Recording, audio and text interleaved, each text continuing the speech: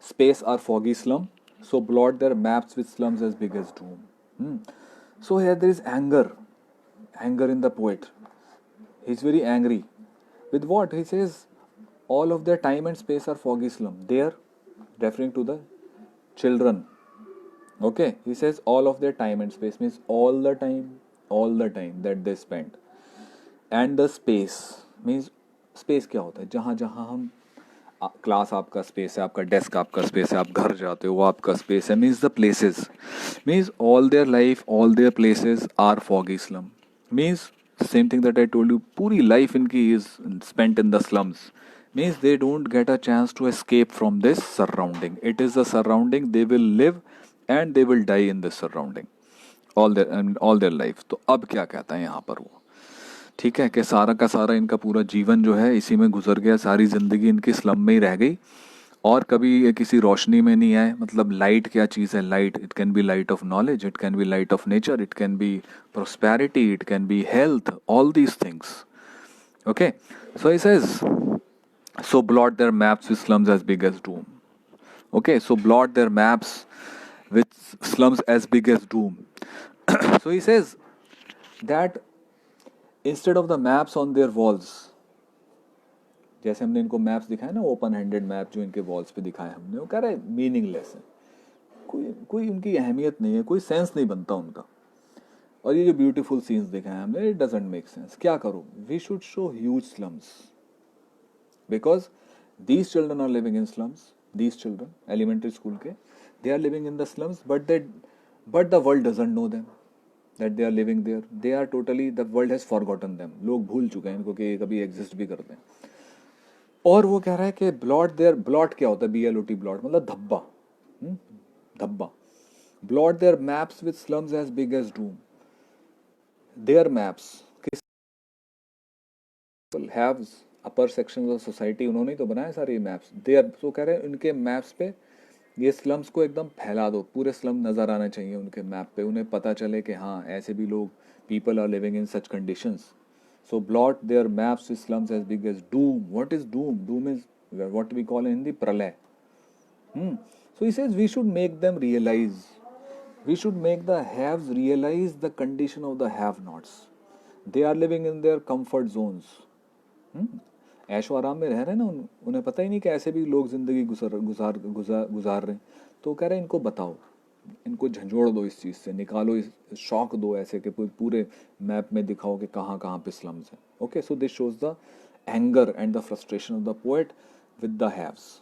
ये इमोशन है इस स्टैंजा का. अब आगे आ जाए, लास्ट स्टैंजा, अनलेस. अब ये अनलेस शुरू हो गया, मतलब एक कंडीशन आ गई. अनलेस एक वर्ड है, जब तक के नहीं. Unless governor, inspector, visitor, this map becomes their window and these windows that shut upon their lives like catacombs. अब यहाँ पे पोएट बात कर रहा है कि भाई सॉल्यूशन क्या करना है इसका, क्या सॉल्यूशन है? क्या हम इन हालात को ऐसे ही रहने दें, कोई कोशिश ना करें जैसे कि हमारे उन्होंने किया, बैंगल मेकर्स ने क्या किया? They lost the initiative, they did not have the ability to dream. तो उनके हालात कभी सुधरेंगे नहीं. तो कह रहे कि क्या हम इनको ऐसे ही रहने दें कि भाई इनके हालात सुधरे ही नहीं? Should we leave them like this? So what should be done? So he says the problem can not be solved. इस प्रॉब्लम का सॉल्यूशन नहीं हो सकता. कब तक नहीं हो सकता? इसके लिए हमें कुछ करना पड़ेगा. क्या? जब तक कि ये लोग, गवर्नर, इंस्पेक्टर, विजिटर, मतलब कौन है? गवर्नर समझ लो, गवर्नर तो समझते हो. Inspector, school inspector, means they are the figures of official authority. They are representatives of official authority. Visitor can be someone, कोई एनजीओ का विजिटर हो सकता है, कोई some person wants to give charity, वो स्कूल को विजिट करने आया. तो कह रहे जब तक के ये लोग, unless these people make efforts, जब तक के ये लोग कुछ कोशिशें नहीं करेंगे, गवर्नर, इंस्पेक्टर, विजिटर, मतलब रिस्पॉन्सिबिलिटी इन्हीं की है. क्योंकि क्या है ये, या तो इनके पास पावर है, पॉलिटिकल पावर हो सकती है, ऑफिशियल पावर हो सकती है, एडमिनिस्ट्रेटिव पावर हो सकती है. जैसे गवर्नर है, पॉलिटिकल पावर है उसके पास. इंस्पेक्टर है, एडमिनिस्ट्रेटिव पावर है उसके पास. विजिटर है, फाइनेंशियल पावर हो सकती है उसके पास में, पैसा खर्च कर सकता है इनके लिए. तो कह रहा है जब तक ये लोग कुछ ना करेंगे, ठीक है, ये तीनों, तो ये जो हैव नॉट्स है ना, इनका क्या होगा? ये बेचारे ऐसे ही रहेंगे. This map becomes their window and these windows that shut upon their lives like catacombs. वो कह रहे हैं जो इनकी लिविंग कंडीशंस के बारे में दोबारा बात करता है.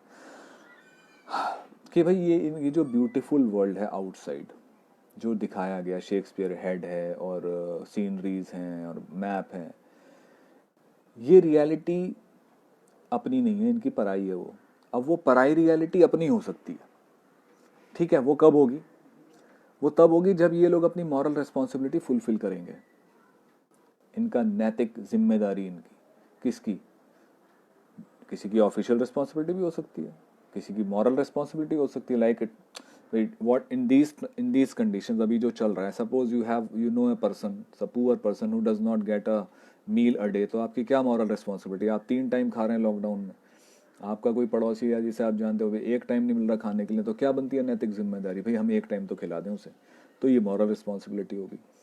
एक होती है एडमिनिस्ट्रेटिव रिस्पॉन्सिबिलिटी, ऑफिशियल, कोई ऑफिसर अपॉइंट किया गया भी तुम जो है खाना बांटोगे, और उसकी ऑफिशियल रिस्पॉन्सिबिलिटी। तो कह रहे हैं भाई जब जो लोग अपनी मॉरल रिस्पॉन्सिबिलिटी, ऑफिशियल रिस्पॉन्सिबिलिटी जब तक नहीं करेंगे डिस्चार्ज, जब तक उसको पूरा फुलफिल नहीं करेंगे, तब तक क्या होगा कि इनके जो लाइव्स है ना, इनकी इनकी जो जिंदगी है, shut upon their lives like catacombs. Catacombs क्या होते थे वो हमने याद है डिस्कवरिंग किंग टट किया था एक बार, तो उसमें जो अंडरग्राउंड फैरोज की जो जहाँ पे ममीज थी, तो वो ग्रेव्स थे ना, वो चैम्बर्स थे जहाँ पे उनके ग्रेव्स थे, कैटाकॉम्स मतलब क्लोज्ड स्पेसेस। तो इनकी लाइफ जो है वो ऐसी क्लोज स्पेसेस में रह के और ये वहीं दफन हो जाएंगे, निकलेंगे नहीं कभी उससे बाहर। ओके, सो इसे that shut upon their life like catacombs means इस सिचुएशन से ये बाहर नहीं निकल सकते जब तक के जो ऑफिशियल ऑफिसर्स हैं, चाहे वो गवर्नर है, चाहे इंस्पेक्टर है, चाहे विजिटर है, चाहे सोसाइटी है, जब तक के वो कुछ ऐसे कदम नहीं उठाएंगे, मॉरल रिस्पॉन्सिबिलिटी को फुलफिल नहीं करेंगे, तब तक इनके साथ कुछ नहीं हो सकता। इनकी कंडीशन ऐसे ही चलती रहेगी। ओके, फिर आता है एक break open, till they break the town. अब ब्रेक क्या करना है? ब्रेक, ही सेज बैरियर्स, रुकावटें जो इनके रास्ते में, कह तोड़ दो सारी। Break open till they break the town and show the children to the green fields. Okay, so he wants that they should break the barriers. अब ये इस्लाम एरिया में कैद है ना, वहीं रह रहे हैं, वहीं इनकी जिंदगी गुजर रही है, ठीक है, वहां से निकल नहीं पाते, कहते तोड़ दो ये सारे बंधन, और कहाँ निकल जाओ, वहां से निकल के कहाँ जाओ? टाउन में जाओ, ठीक है, जाओ देखो कैसी लाइफ है वहां पर, और क्या। And show the children to green fields. Real exposure की बात कर रहा है वो। वहां पे क्या था? आर्टिफिशियल एक्सपोजर दिखा रखा है, स्विट्जरलैंड दिखा रखा है, वहां पे दीवार पे लगी है फोटो स्विट्जरलैंड की, बच्चा उसी में देख के खुश हो रहा है ना। 43 डिग्री में बैठा है, वो स्नो है माउंटेन में, अनरियल है वो। 43 डिग्री में स्नो रहेगी? वो कह रहे हैं इनको रियलिटी में ले जाके एक्सपीरियंस कराओ, first hand experience, not virtual. Let's have a first hand experience. Let them have a first hand experience, these children. Let them have the opportunity to enjoy it. आप देखते हैं, चलो ऐसे समझो, तुमने देखी स्नोफॉल की सीनरी या स्नो कैप्ड माउंटेन्स, बर्फ से ढके हुए पहाड़ देखे आपने फोटो में, चलो टीवी में देख लिया, नेट पे देख लिया, आपको खुशी मिलेगी देख के, अच्छा है, बट क्या वो फर्स्ट हैंड एक्सपीरियंस है? No, that is not a first hand experience.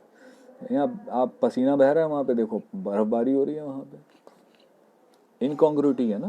कोई मेल बैठ रहा है इसमें, वो बर्फ आपके सामने एक 5 सेंटीमीटर दूर आपसे बर्फ गिर रही है और यहाँ आपके पसीने छूट रहे हैं, ये इनकॉन्ग्रुइटी है, odd situation. Okay, so it's is that snowfall going to do you any good? No. सो इससे ये जो दिखा रखा है ना, ये पिक्चर्स वॉल्स पे दिखा रखे हैं, कोई फायदा नहीं होने वाला इनको, बच्चों को कुछ नहीं इनकी जिंदगी सुधरने वाली।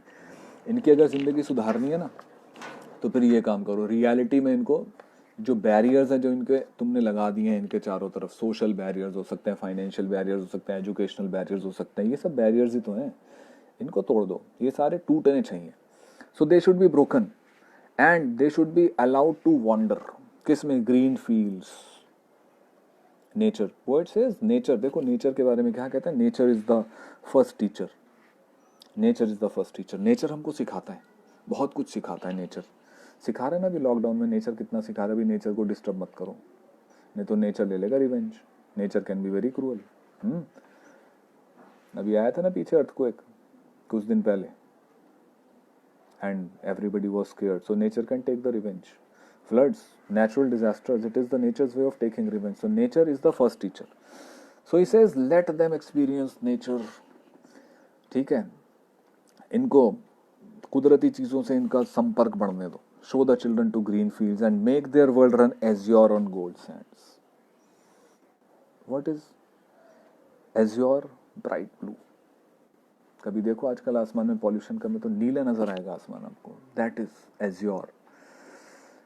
So he says, let them run around, let them experience the nature, let them run on the gold sands, and let their tongues. तो नेचर की बात होगी ना, देखो आ गया ना यहाँ पे nature, green fields, azure, run azure on gold sands. This is all nature से रिलेटेड वर्ड्स हैं ये. उसके बाद क्या कहता है, अब नेचर के बाद आता है नॉलेज के बाद बात करता है, education. Let their tongues run naked into books, the white and green leaves open. Let their tongues run naked into books. मतलब क्या, let their tongues run naked into books means let them read and form their own opinion. Very important. If you read freely you will form your own opinion. आपको हम एक book दे दें पढ़ने के लिए जो एक पर्टिकुलर व्यू पॉइंट के ऊपर है, दूसरी हम पढ़ने नहीं दें ऑपोजिट आपको, तो आपका व्यू पॉइंट तो एक ही बनेगा जो आपने पढ़ लिया. Okay, like in some subjects there are multiple viewpoints, right? Science में नहीं होते, कॉमर्स में भी शायद, पता नहीं, बट जैसे पॉलिटिकल साइंस आपके मल्टीपल व्यू पॉइंट्स हो सकते हैं किसी एक मुद्दे को लेकर, ठीक है. लेकिन हम आपको एक ही पढ़ा दें, एक ही बुक पढ़ा दें, एक यही व्यू पॉइंट है, इसे ही फॉलो करो, तो क्या आप फ्रीली सोच पाओगे? No, that is a barrier. So it says break down the barriers. So what is to be done? He says make their world run azure on golds and let their tongues run naked into books, the white and green leaves. तो green leaves तो समझ गए, पेड़ों के हरे पत्ते, nature की बात आ गई. फिर वाइट लीव्स कौन से हैं? देखो अपनी बुक की तरफ, एक पेज है आपके सामने, ये पेज है आपके सामने, वाइट लीव्स नहीं. देखो वाइट है ना, तो ये वो कह रहे हैं nature and knowledge, nature and education, fruits of nature, fruits of education, ये दोनों कंट्रीब्यूट करेंगे तो ये बैरियर्स टूटेंगे इनके, ठीक है. ये करेंगे तो ये बैरियर्स टूटेंगे इनके. So he wants them to read books, ये ना, run naked into books. History theirs whose language is the सन.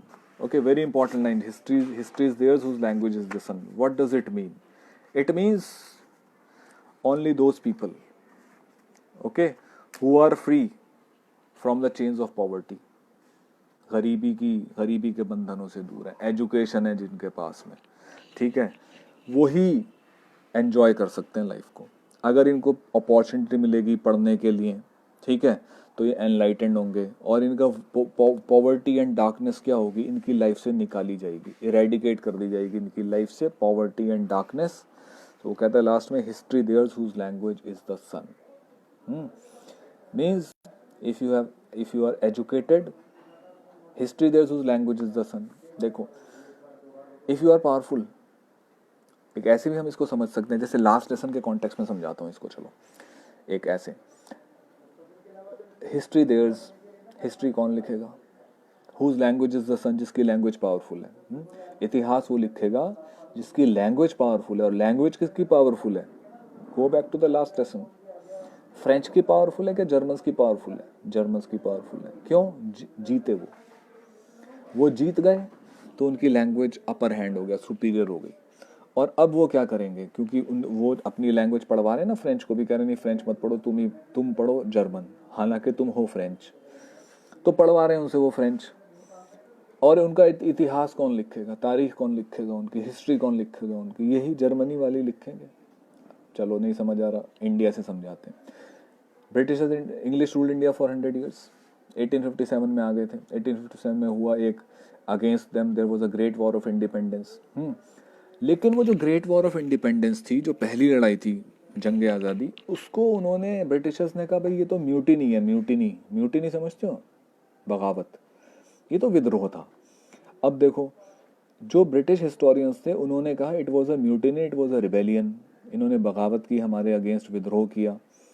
लेकिन तो क्योंकि उनकी चल रही थी तब लैंग्वेज, वो इंग्लिश में लिख रहे थे तो उन्होंने ये लिखा. लेकिन जब हमें फ्रीडम मिल गई और हमने अपनी लैंग्वेज को, अपनी मदर टंग को रियलाइज़ किया, हिंदी को, और जब हमारे हिस्टोरियन ने लिखना शुरू किया तो उन्होंने क्या किया, उन्होंने कहा भाई that was not a mutiny, ना तो बगावत थी वो, ना कोई विद्रोह था वो, it was the great war of independence. आज़ादी की पहली जंग थी वो. तो तुम क्या फ़र्क क्या, लड़ाई है दोनों में, ऐसे नहीं है. वर्ड्स का खेल देखो. एक जगह हम कह रहे हैं वॉर फॉर इंडिपेंडेंस, मतलब अपनी आज़ादी की लड़ाई लड़ी हमने पहली, तो इसमें हमारे मन में रेस्पेक्ट आती है जिसके बारे में हम सुनेंगे। एक दूसरा हम कहते हैं भाई इसने जो कर दिया ना, रेबेलियन कर दिया, इसने बगावत कर दी, इसने अगेंस्ट चला गया या उसके तो इसमें क्या है, इलीगल हो गया वो। तो जब ब्रिटिशर्स हमारी हिस्ट्री लिख रहे थे तो उन्होंने हमें दिखाया in poor light. Are you getting it? Poor light मतलब एक नेगेटिव इमेज बनाई है हमारी, भाई ये बगावत करते हैं, ये लोग विद्रोही हैं। और जब हमने लिखा तो हमने कहा भाई मार्टियर्स हैं, एक है बागी, एक है शहीद, ये फर्क है दोनों में। तो हिस्ट्री कौन लिखता है? जिसकी लैंग्वेज पावरफुल होती है। Okay, so that brings us to the end of the this poem. Okay, I hope you have understood it. काफ़ी हमने बाइलिंगुअल कर दिया है अब तो, और